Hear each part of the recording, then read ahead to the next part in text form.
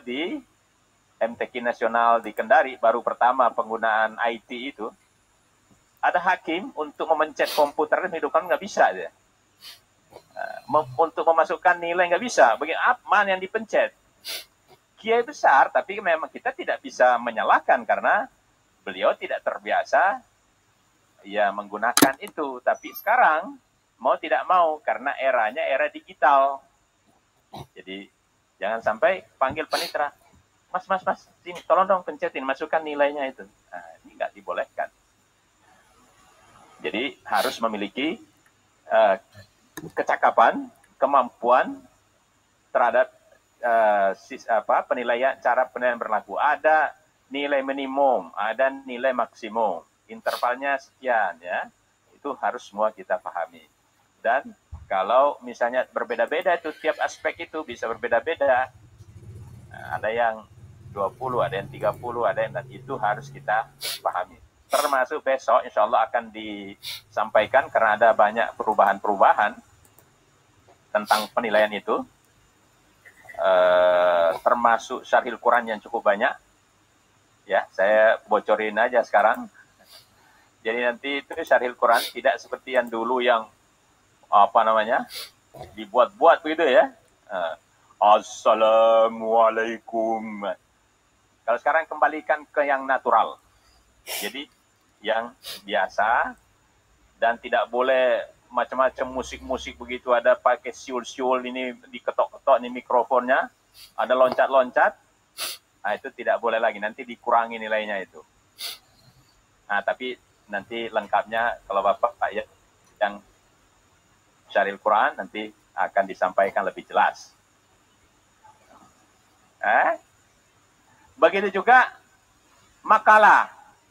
Sekarang ini nanti akan ada uji Turnitin. Cek plagiarisme. Jadi yang menulis itu masukin dulu ke sistem, dicek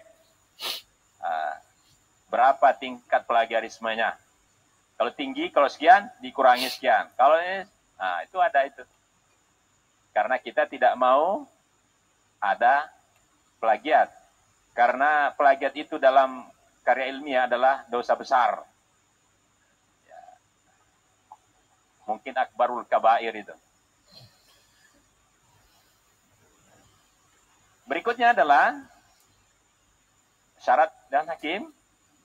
Syarat menjadi Dewan Hakim, pernah menjadi Dewan Hakim MTQ atau STQH setingkat di bawahnya minimal 3 kali atau sekali yang setingkat. Jadi kalau sudah pernah hakim tingkat provinsi Sumatera Utara misalnya, dia tidak perlu diragukan lagi, nanti berikutnya bisa diusulkan kembali karena sudah pernah menjadi hakim setingkat itu sekali.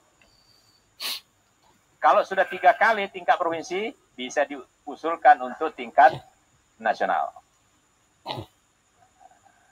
Bapak Ibu, saudara-saudara, wah kalau begitu masih jauh dong kita. Untuk tingkat provinsi baru sekali, harus 3 kali. Nanti dulu, lihat yang bawahnya. Yang bawahnya begini. Pernah mengikuti pelatihan perhakiman sesuai dengan tingkatannya. Buktinya sertifikat, artinya lulus dia. Jadi Bapak-Bapak ini, karena ini tingkat nasional, jadi punya hak untuk menjadi hakim tingkat nasional. Apalagi tingkat provinsi, apalagi tingkat kelurahan. Karena sertifikatnya itu sertifikat tingkat nasional. Tapi syaratnya lulus. Nah, lulusnya apa? Dibuktikan dengan sertifikat. Untuk dapat sertifikatnya, evaluasinya tidak nilai yang tidak lulus. Nah, insya Allah lulus semua. Kalau ada kalaunya itu. Kalau evaluasinya benar. Jadi pernah mengikuti pelatihan perhakiman sesuai dengan tingkatannya. Karena sekarang serba digital, nanti sertifikat-sertifikat itu mesti dilampirkan. Tapi mudah sekali, karena itu semuanya serba komputer. Jadi ketika kita misalnya nih, saya perlukan Dewan Hakim tingkat nasional. Nah, itu masuk semua itu. Siapa yang diusulkan? ini si A, langsung keluar juga itu. Sudah pernah juara MTQ tingkat nasional di cabang ini. Atau tadi ada bukti sertifikatnya. Jadi nanti mudah untuk menentukan seseorang bisa diterima atau tidak karena berdasarkan basisnya itu data. Jadi tidak boleh kalau bahasa Betawinya itu ujuk-ujuk tiba-tiba menjadi hakim nasional. Nggak pernah tadi di bawahnya lewatin berbagai apa dan tidak pernah mengikuti pelatihan perhakiman. Nah, itu namanya hakim selundupan. Ya. Berikutnya, slide berikutnya. Karena cukup panjang juga nih. Ya. Tugas. Apa tugas Dewan Hakim? 1. Memberikan penilaian objektif terhadap kinerja peserta sesuai dengan norma penilaian pada bidang tugasnya. Memberikan penilaian objektif. Bahasa Indonesianya objektif ya, bukan objektif. Terhadap kinerja, terhadap penampilan. Ya, penampilan itu bisa berupa hafalan, bisa berupa lagu, bisa berupa menjawab soal-soal dalam fahmil Quran, bisa dalam bentuk karya tulis. Ya. Sekarang ada cabang baru lagi di khat, itu cabang digital. Ya, digital. 2, tugasnya membuat catatan seperlunya sebagai bentuk pertanggungjawaban atas penilaian yang diberikan. Jadi Bapak Ibu, semua personal hakim, anggota Dewan Hakim, harus punya catatan-catatan normatif yang sebagai bentuk pertanggungjawaban. Karena banyak pesertanya, mungkin lupa lagi. Jadi kenapa Anda memberikan nilai rendah? Ada salahnya, dia salah jali di mana? Itu catatan pribadi, personal. Harus punya catatan. Itu sebabnya dikasih block note. Jadi block note itu bukan dikasih nanti biar pulang nanti dikasih cucu. Bukan, maksudnya itu Bapak Ibu catat itu. Kenapa Bapak memberikan nilai tinggi karena begini, kenapa Bapak memberikan nilai rendah karena begini, gini. Itu ada semua tuh. Ini matnya kurang sempurna misalnya.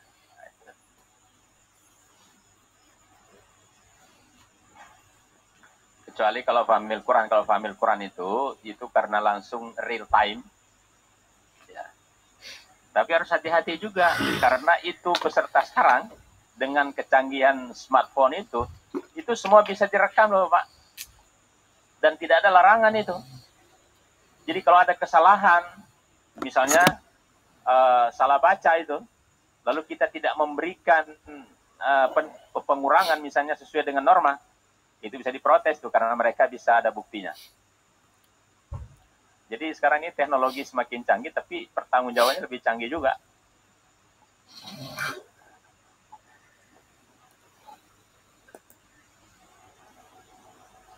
Lalu tugas lain melaporkan penilaiannya kepada ketua majelis. Jadi nilainya ini sudah diserahkan.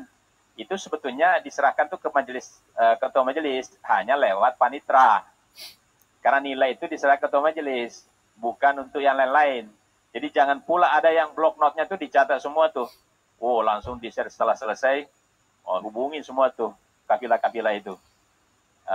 Maaf ya, itu kafilah Anda itu tidak bisa ini, saya memberi nilai ini, itu kacau itu. Itu melanggar sumpah itu. Memusyawarahkan dan mengambil keputusan yang tepat pada masalah-masalah yang timbul berkenaan dengan penilaian. Jadi Bapak Ibu, kalau ada persoalan-persoalan terkait dengan penilaian, itu harus bermusyawarah dan mengambil keputusan yang tepat. Jadi misalnya gini, ternyata MTQ itu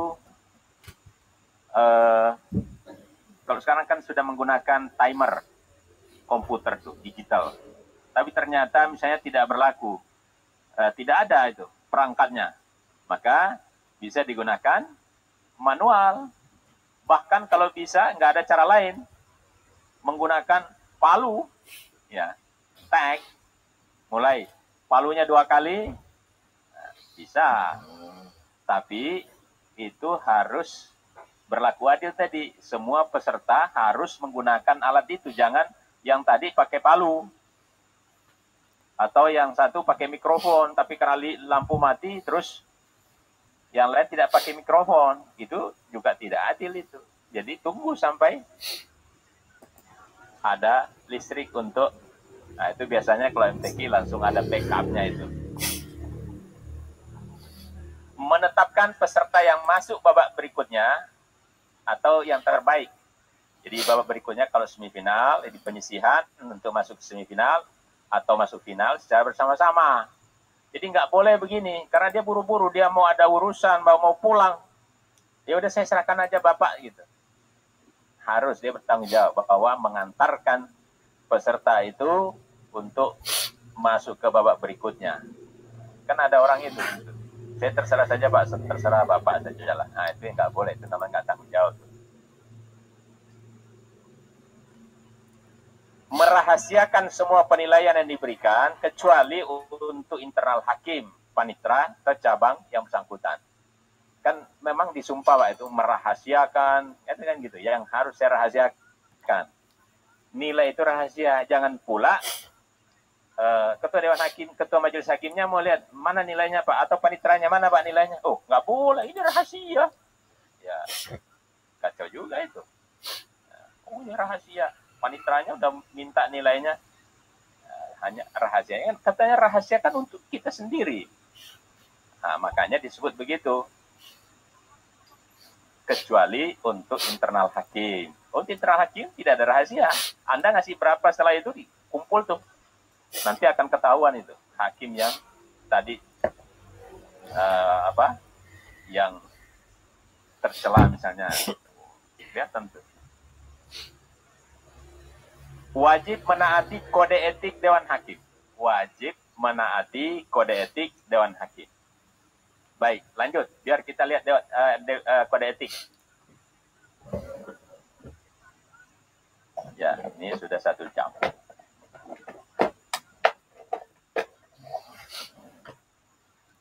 Kode etik. Kode etik dalam bentuk kewajiban. Nanti ada bentuk larangan. Yang wajib apa? 1. Hakim berkewajiban melakukan tugas penilaian secara objektif tanpa dipengaruhi oleh kepentingan pribadi atau golongan. Kepentingan pribadi atau golongan. Ada janji-janji. Wah, ini kalau begini kan banyak itu suka mengumbar janji itu. Bisa tolong ya, nanti kalau peserta saya menang, bisalah umroh nanti. Tapi sebenarnya setelah jadi, tapi umrohnya nanti kita kumpulnya di depan Masjidil Haram ya. Ya, harus dia objektif tanpa dipengaruhi oleh kepentingan apapun. Ini jangan-jangan, wah ini apa nih Pak? Ini kan sama-sama partainya kita ini. Apalagi tahun 2024 nih. Ya, itu MTQ kita di mana ya? Dengar-dengar sih di Makassar, Allahu alam. Itu sudah panas-panasnya itu soal politik. Tentu, insya Allah tidak ada di ruangan ini maupun yang ada di Zoom. Insya Allah akan melaksanakan tugas dengan objektif, tidak ada kepentingan pribadi atau golongan. Kewajiban bertindak mandiri, bebas dari pengaruh, tekanan, ancaman, atau bujukan, baik langsung maupun tidak langsung, dari pihak manapun. Ya, jadi berkewajiban bertindak mandiri. Namanya hakim, Bapak Ibu, itu bebas. Itu lihat tuh hakim-hakim itu, mau siapa, Jenderal Bintang 2, Sambo. Dia bebas ya, nggak ada. Kalau sudah terpengaruhi nanti dia disebut hakim tercela nanti itu. Jadi bebas dari berbagai tekanan. Tidak ada tekanan apapun. Awas ya Pak, kalau nanti Bapak tidak memenangkan ini, bantuan saya potong Pak ya untuk pondok Bapak. Potonglah itu. Kewajiban menghindari perbuatan tercela atau yang dapat menimbulkan kesan tercela. Ya, kewajiban menghindari perbuatan tercela atau yang dapat menimbulkan kesan tercela. Ini dia ke hakim, begitu ofisnya datang, panggil dia di pojok itu, langsung dia ngobrol. Sebetulnya ngobrol ya, nanya, nanti tanggal berapa mau pulang, tapi itu sudah bisa dianggap kesan melakukan hal-hal yang tidak baik. Jadi usahakan jangan bertemu dengan siapapun, apalagi numpang mobilnya itu, kafilah. Bapak mau kemana? Pulang. Oh, hotel saya itu melewati hotel Bapak. Ikut saya, Pak. Nggak usah ikut, Pak. Naik Grab aja. Karena itu bisa menimbulkan kesan keberpihakan. Walaupun tidak, makanya Imam Syafi'i itu, jadi kalau ada orang bukan mahram, masuk ke dalam ruangan, kamar, dia tutup pintu dan jendela, itu dihukumkan dia berzina itu. Meskipun dia belajar bersama di dalam, tapi belajar bersama pula kalau ditutup jendela dan pintu kan. Nah, itu begitu. Jadi menghindari kita saddud dzara'i itu, menutup lubang-lubang munculnya pelanggaran. Apalagi tiap hari kafilah itu yang ngantar jemput, habis itu diajak makan durian pula di Durian Ucok itu. Iya, nanti menjadi persoalan. Kewajiban bertindak dan berperilaku sesuai dengan norma agama, hukum, atau susila, serta mampu mempertimbangkan akibat dari tindakannya. Ini saya kira tidak perlu diterjemahkan, tapi sudah pahamlah semua kita. Kewajiban meninggalkan tugas penilaian apabila memiliki konflik kepentingan yang disebabkan hubungan pribadi, keluarga, golongan, atau hubungan lain yang diduga dapat memengaruhi objektivitas. Kebetulan dia hakim, anaknya yang tampil sebagai peserta, tinggalkan. Jangan menjadi hakim di situ. Itu sebabnya Bapak Ibu, kalau ada yang masuk final, biasanya akan dikocok ulang tuh hakim tuh. Jadi kalau ada yang hakim daerahnya sama, itu biasanya dipindahkan, ditukar dengan yang lain, selama masih memungkinkan. Kecuali tidak bisa ditukar karena keahliannya nggak ada yang sama dengan keahlian itu. Tapi selama masih bisa, dia pasti dikocok ulang. Ya masuk final, tidak boleh daerah yang sama berada di situ.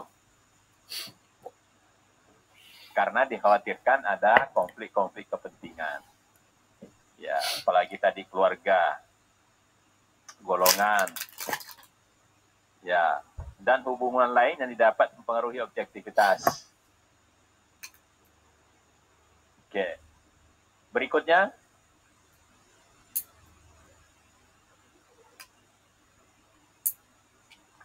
kode etik dalam bentuk larangan. Ya, jadi tadi kewajiban, sekarang larangan. Apa yang dilarang? 1. Larangan menunjukkan rasa suka atau tidak suka, keberpihakan atau prasangka berdasarkan ras, jenis kelamin, atau kedekatan hubungan dengan peserta. Jadi, Bapak Ibu, jangan ikut dengan hakim itu, tampil nih, terus ikut tepuk tangan. Apalagi ngangkat jempol 2, bagus. Itu bisa dianggap sebagai keberpihakan. Biar bagus, orang ikut tepuk tangan, biar orang lain audiens yang tepuk tangan. Kita jangan ikut-ikut tepuk tangan. Langsung berdiri gitu tuh. Bagus. Kacau lah. Ya. Nah, ini kadang-kadang tidak sadar itu tuh. Nah, mohon nanti kita memahami bahwa jangan ada menunjukkan rasa suka atau tidak suka. Atau sebaliknya, begitu tampil, ya ini lagi. Udah berkali-kali nggak dapat juara itu, ngomel pula dia itu.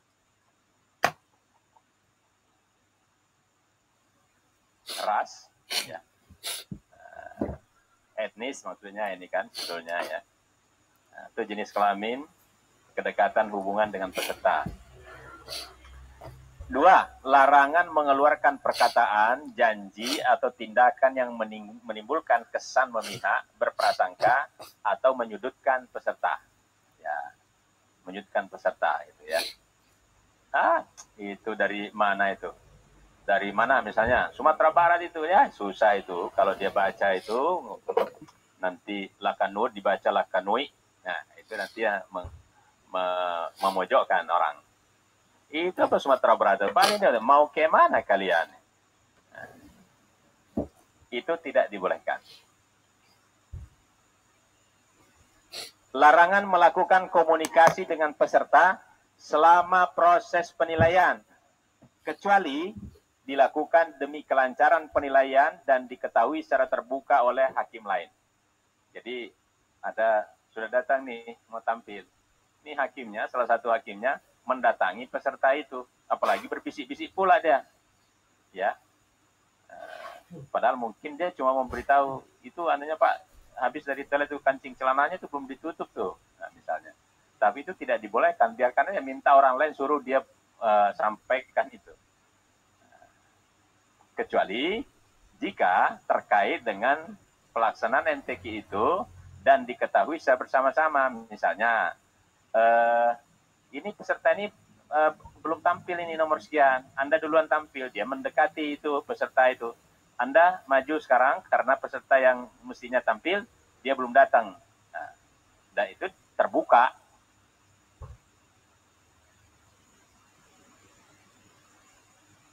Empat, larangan memberikan keterangan palsu terkait identitas dirinya atau memberikan penilaian palsu terkait musabaqah. Larangan memberikan keterangan palsu terkait identitas dirinya. Ya. Oh, saya sudah pernah juara MTQ tingkat internasional. Cuma waktu itu sertifikatnya itu udah nggak tahu di mana naruhnya itu. Palsu. Karena dulu itu Bapak Ibu memang kita nggak bisa menutup mata. Banyak orang itu kori-kori itu kadang-kadang ada yang sampai 6 KTP-nya. Kalau sekarang sudah susah. Karena ya sudah digital. Nomor induk KTP, NIK-nya udah masuk di situ. Hanya boleh 6 bulan. Kalau 6 bulan di atas kurang dari 6 bulan di wilayah itu, dia tidak boleh menjadi peserta di situ. Mungkin suatu saat itu dihilangkan 6 bulannya itu. Pokoknya kalau sudah punya KTP mana, sudah ikut dia di situ. Kalau sekarang masih dibolehkan. Pokoknya 6 bulan umurnya itu KTP-nya dibolehkan. Tapi kurang dari 6 bulan, nggak bisa. Ya kalau dulu banyak itu Pak. Tidak juara di sini, pindah lagi. Atau dia juara 2, tapi kan tidak dikirim.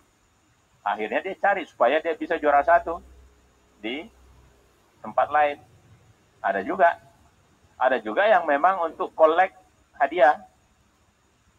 Nah, tapi yang di sini nggak ada, insya Allah.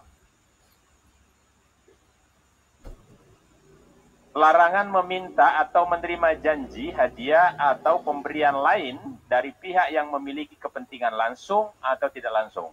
Tadi sudah kita jelaskan itu, meskipun hanya tumpangan mobil. Ya. Apalagi sudah memberi syarat. Oke, traktir saya dulu. Nah, atau tadi istilahnya dulu itu ada namanya cepet dulu dong, Pak Oga itu. Mau menang, cepet dulu dong. Itu integritas, sekali lagi ya, integritas. Dan 2 hal itu, makanya saya tulis itu integriti. Dalam semua pekerjaan Bapak Ibu, selalu ada paling tidak 2 hal kita harus miliki. Profesionalitas dan integritas. 2 ini harus ada. Apapun profesinya, apapun pekerjaannya, aktivitasnya.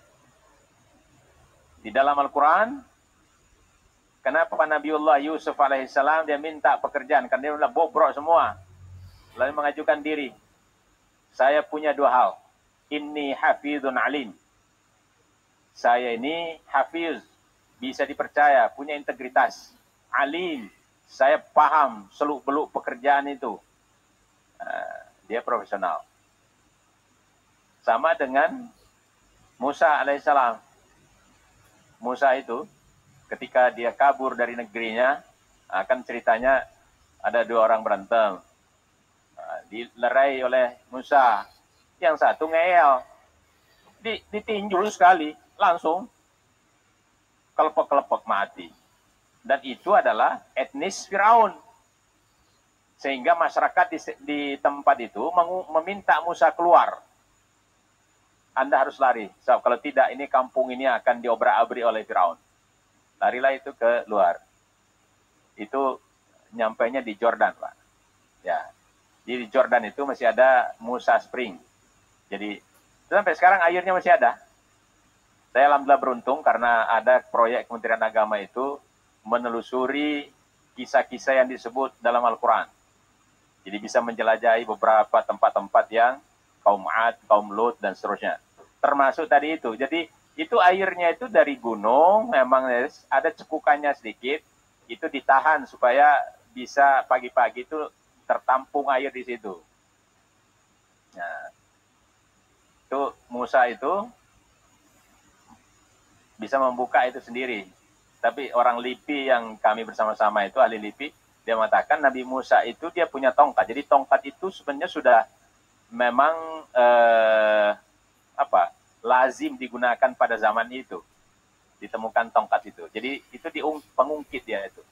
Jadi pengungkit itu meskipun batunya itu masih ada di situ besar. Nah, itu diungkit dengan menggunakan alat itu, pengungkit bisa menggeser batu itu.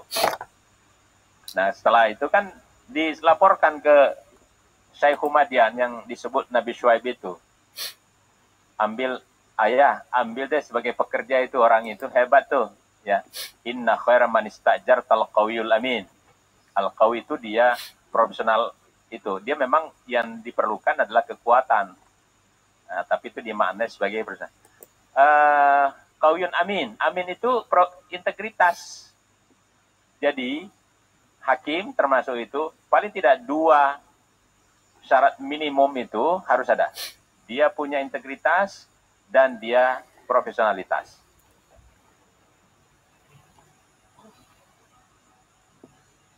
Larangan mengabaikan fakta yang dapat berpengaruh pada penilaian atau dengan sengaja membuat pertimbangan yang menguntungkan merugikan peserta. Larangan mengabaikan fakta yang dapat berpengaruh pada penilaian. Apakah pengaruhnya itu naik atau turun? Jadi faktanya adalah salah jali, tapi dibiarkan saja karena ada kepentingannya.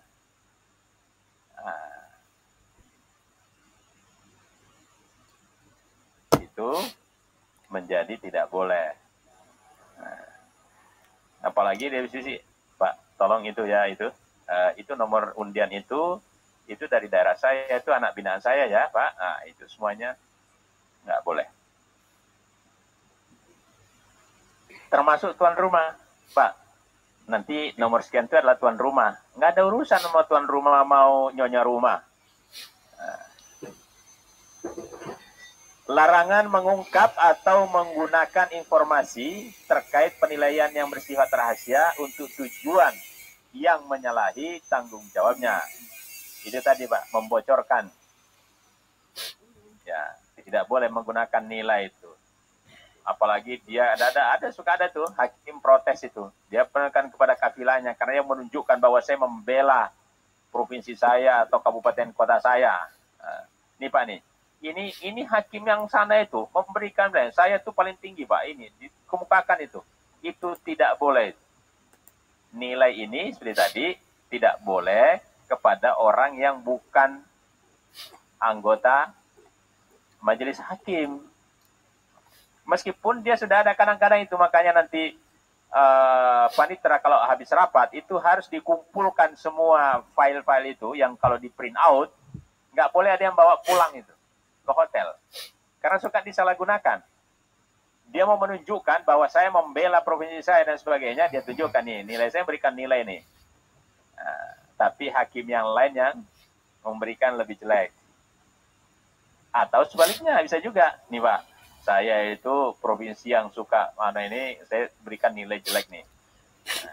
Jadi macam-macam itu. Ya, namanya manusia itu macam-macam. Tapi kalau terjadi hal seperti itu tadi soal integritas. Lanjut. Screen berikutnya. Sanksi. Oke, sanksi. Karena tadi ada kode etik, ada sanksinya. Pertama, kalau yang ringan-ringan, seperti tadi, membuka HP, atau dia baca koran, itu bisa ditegur langsung. Teguran lisan. Ya, Pak, tolong. Nah, itu kerjaan pengawas tuh. Tapi ada pengawasan internal langsung dari ketua majelis itu. Yang persoalan kalau ketuanya yang melakukan pelanggaran.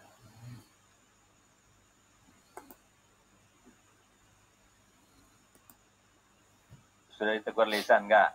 Tegur tertulis. Kalau enggak juga, nanti pembebas tugasan dari hakim. Enggak juga, larangan menjadi dewan hakim selama 3 sampai 5 tahun berturut-turut. Ya, sama itu wasit sepak bola juga, sama itu. Kalau ada yang tidak adil, atau menunjukkan menerima suap, itu disanksi itu. Ada yang diberhentikan permanen. Sama, ini juga bisa.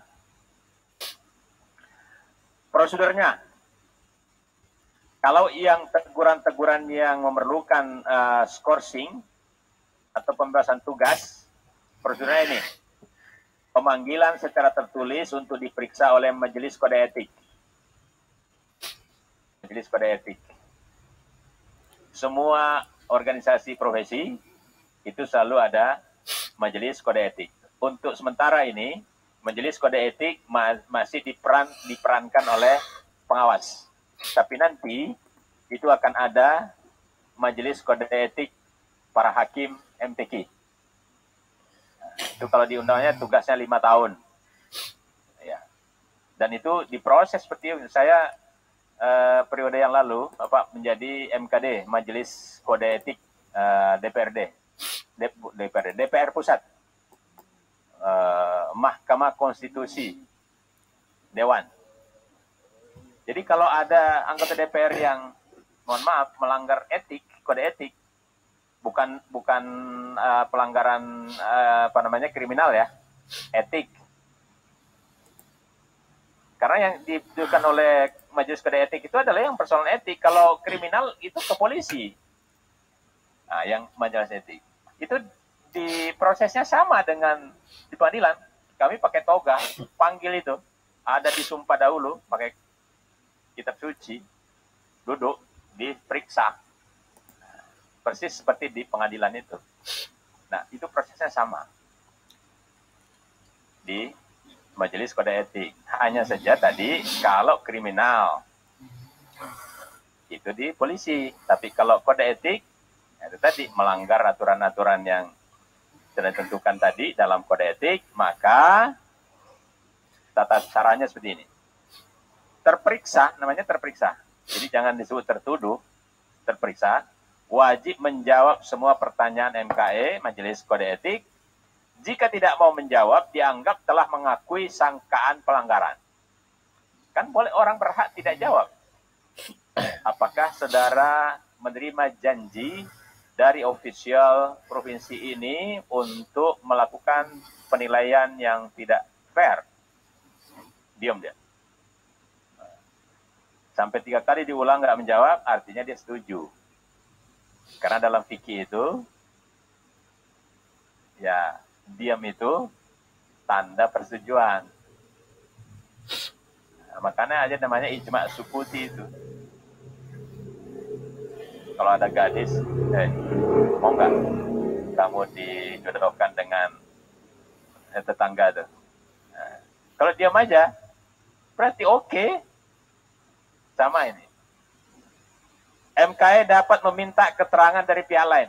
Jadi dapat memanggil orang lain sebagai saksi terhadap pelanggarannya. Oh iya Pak, memang betul. Saya membawakan itu amplopnya, isinya itu 10 juta. Nah, misalnya. MKE menentukan tingkat pelanggaran dan sanksinya. Untuk pelanggaran berat atau berulang-ulang, tadi tertulis enggak, ini masih juga melakukan, dapat diusulkan skorsing atau pemecatan. MKE sah memutuskan jika dihadiri ketua, sekretaris, dan 2 anggota, serta keputusan diambil dengan mufakat. Kalau tidak bisa mufakat, suara terbanyak. Nah, biasalah demokrasi begitu. Hasil pemeriksaan dibuat dalam berita acara pemeriksaan dan ditandatangani para pihak. Kalau yang bersangkutan tidak mau tanda tangan, nggak apa-apa. Dibuat berita acara tambahan, tidak mau tanda tangan. Keputusan sidang MKE bersifat final jika ditandatangani ketua dan sekretaris. Tidak ada banding. Semua begitu, Pak. Saya termasuk waktu di MKD itu, DPR, nggak ada banding. Jadi kalau sudah diputus, Anda skorsing jadi anggota DPR sekian bulan. Udah. Final.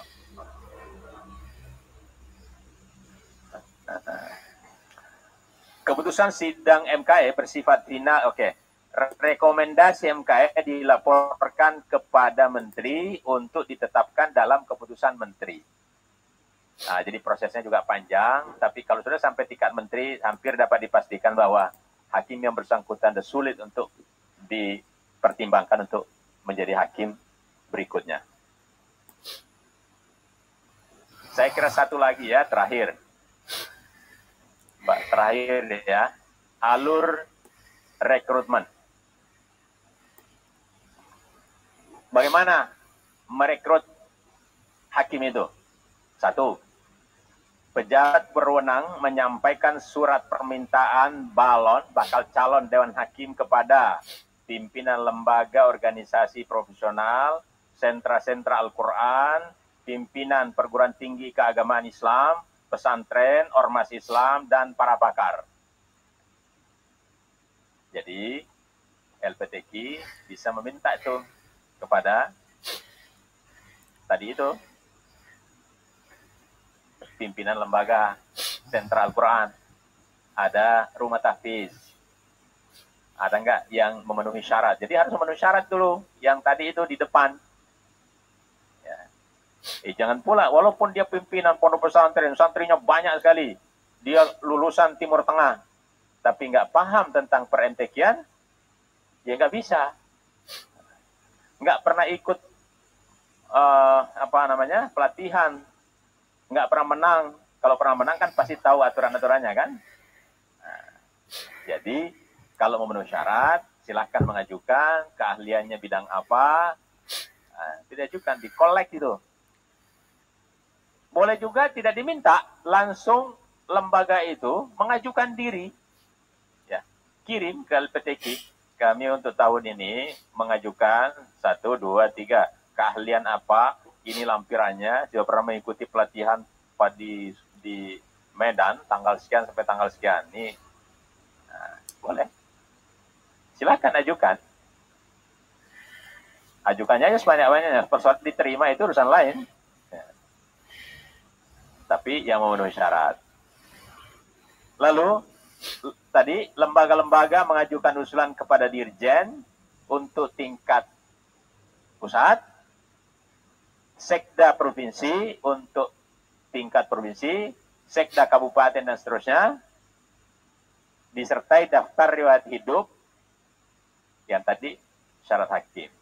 Jadi bisa diusulkan lewat Dirjen karena kan belum dibentuk rekrutmennya. Nah, lewat Dirjen dulu, lewat Sekda dan seterusnya. Nanti setelah ada tim rekrutmen, itu tadi yang dikolek tadi itu diserahkan ke tim rekrutmen. Usulan disampaikan kepada tim, ini sudah yang ketiga, usulan disampaikan kepada tim rekrutmen untuk dilakukan proses seleksi dengan musyawarah mufakat suara terbanyak. Ya. Tim rekrutmen itu biasanya 7 orang, Bapak Ibu, selalu ganjil. Jadi semua tadi bahan-bahan itu tentu diseleksi di bawahnya oleh sekda, oleh siapa tadi sesuai dengan tingkatannya. Yang memenuhi syarat A, B, C, D, itulah yang disampaikan tim rekrutmen. Dilihat lagi, ini keahliannya apa? Nah, ditaruh di bidang itu. Pakar apa? Pakar hadis. Nah, dia di cabang al-hadis. Oh, dia hafal Quran, hafalnya 30 juz. Ya udah, bisa masuk di 30 juz. Ada syahadanya, dia membina pondok, keahliannya ada pernah mengikuti pelatihan, masuk. Ya, tentu bahwa ini hafal Quran, dia baru hafal 5 juz, menjadi Dewan Hakim 30 juz. Nah, kacau lah. Semua peserta bagus semua karena dia nggak tahu dia.